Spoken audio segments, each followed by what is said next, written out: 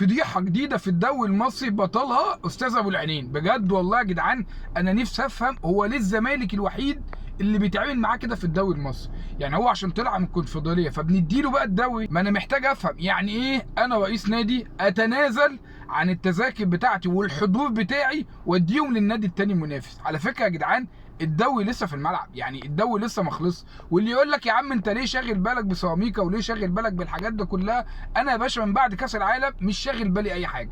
هتلاقي معظم الاهلاويه من بعد ما طلعنا في كاس العالم خلاص يا باشا الطموح بالنسبه لنا قل. حتى بعد ما طلعنا من افريقيا ما زعلناش زي ما طلعنا من كاس العالم. احنا يا باشا دلوقتي التارجت بتاعنا كاس العالم وافريقيا، البطولتين دول احنا مش فيهم خلاص. بالنسبه لنا الكوره ما بقاش ليها طعم. الدوري المصري ده ليه احنا عاملين عليه كده؟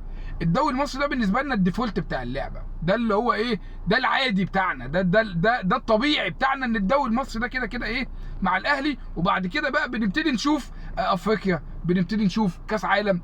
لكن فكره ان الدوري المصري ما يبقاش موجود في الاهلي ده بالنسبه لنا حاجه غريبه، حاجه مش معتاده. ولو يا عم حتى الدوري ده ما خدناهوش مش هيفرق بالنسبه لنا كتير. دوري نايل ده وانا ابو 5 مليون ده مش شاغلنا. الفكره كلها في حاجه زي الكونفدراليه اللي الزمالك لعبها، حاجه زي افريقيا زي ما الاهلي بيلعبها، حاجه زي كاس العالم الانتر كونتيننتال. لكن الدوري المصري المدرجات الفاضيه والدنيا دي كلها مش شاغلنا. الفكره بس ان مفيش فيه في اللعبه، الفكره بس اللي انت بتشوف حاجات عمرك في حياتك ما تشوفها غير في الدوري المصري. هات لي كده فريق في اي دوله في العالم بيحصل فيه كده، ان يبقى عندك لسه منافسه شغاله وتلاقي الخصم بيدي التذاكر بتاعته للمنافس ويقول له يا باشا اتفضل احضر انت بالساعه الكامله ويا باشا عيش بقى واعمل بقى وقول لنا الحدوته واحكي لنا الدنيا.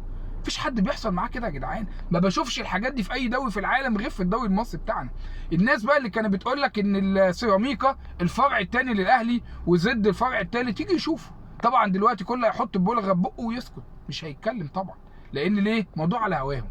ما هي الدنيا عندنا ماشيه كده، على هواك خلاص يا باشا انا 100 100 وما اتكلمش. مش على هواك هطلع بقى اقعد اصيح واقول لك يا باشا ده الاهلي عامل فرع تاني في سيراميكا وفرع تالت في زد. فين يا باشا؟ سيراميكا اللي خد منك الدبيس ودخلك الموسم بتلعب بكوكا ومشينا علي معلومه. بقاش عندنا باك شمال دلوقتي. الفكره فكره لعيبه رجاله الاهلي اللي موجوده في سيراميكا، السوليه وسعد سمير والدبيس ومحمد عبد الله. الرجاله دي يا باشا اللي ممكن تعمل لك فرق. لكن بالنسبه كنادي اديك شايف يا باشا النادي هو بيعمل ايه. مفيش حد بيعمل النادي ده بيعمله. عايز بقى الاداره بتاعت الاهلي تاخد بالها، هو مفيش اجراء ممكن يحصل، بس الاجراء اللي في وجهه نظري انا قلل يا باشا تعاملاتك. ما تقعدش بقى تديهم كده عماله على بطال. اديك شايف اهو يوم ما بتحتاج للانديه محدش بيعمل لك حاجه. ده بالعكس الناس بتساعد الخصم كمان، بتساعد الخصم ان هو يكسب، بتساعد الخصم اللي هو يفوق. فرساله لمجلس اداره الاهلي باشا وقف تعاملك مع سيراميكا، قلل تعاملاتك مع سيراميكا. شغل بقى الاعارات اللي كل لما تلاقي لعيبه عندك زياده لا لا لا ادي لاي حد تاني. والله العظيم ده انا عندي كنت تدي الاسماعيلي اللي نزل وهبط ده احسن ما تدي لسيراميكا بعد كده. المواقف دي يا باشا اللي تبين لك مين الانديه اللي معاك ومين الانديه اللي عليك. حركه زي اللي اتعاملت مع سيراميكا دي حركه زفره، حركه حته مش حلوه بجد والله العظيم. ودوي مشموم. الدوي يا جدعان ما بيمشيش كده يا جدعان بجد والله العظيم.